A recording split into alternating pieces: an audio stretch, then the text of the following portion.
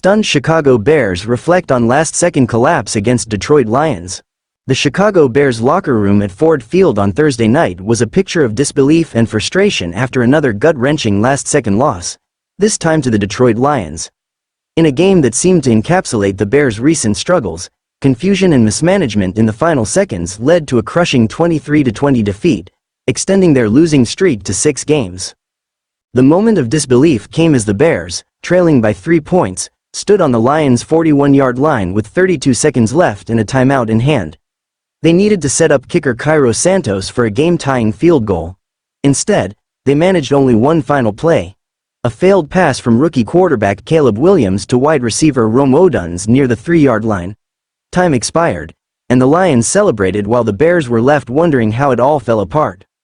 Wide receiver Keenan Allen captured the team's collective bewilderment.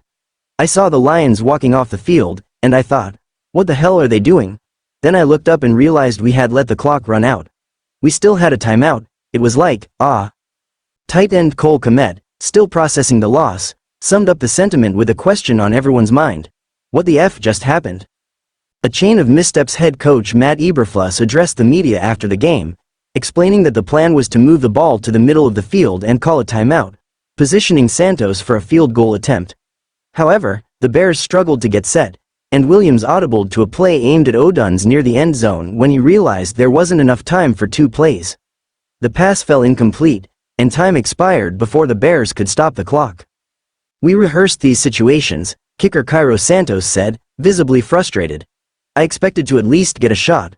But something broke down in communication, and I never made it onto the field." Odunze described the play from his perspective. "It was tough coverage, and Caleb threw it where the safety wasn't going to be. I tried to flip my head around, but I just couldn't get to it in time." Mounting frustration. The final moments were a culmination of struggles that plagued the Bears throughout the game. They managed only 53 yards and 2 first downs in the first half, trailing 16-0 at halftime. Even as they mounted a comeback, penalties and missed opportunities on their final drive foreshadowed the chaotic ending. A crucial offensive pass interference call against Kmet on 4th and 4 momentarily derailed their momentum, though a pass interference penalty against Lions cornerback Kindle Vildor gave the Bears another chance. But penalties, including a costly illegal hands-to-the-face flag on left guard Tevin Jenkins and a sack of Williams, left the Bears in a desperate 3rd and 26 situation. Then came the mismanaged clock and the failed play to Odunze, a sequence that left the entire team, and the coaching staff, questioning their execution and decision-making. Recurring nightmares for the Bears, this loss marked the latest in a series of heartbreaking finishes. From a Hail Mary against the Washington Commanders to a blocked field goal against the Green Bay Packers and an overtime collapse against the Minnesota Vikings, the team has repeatedly found ways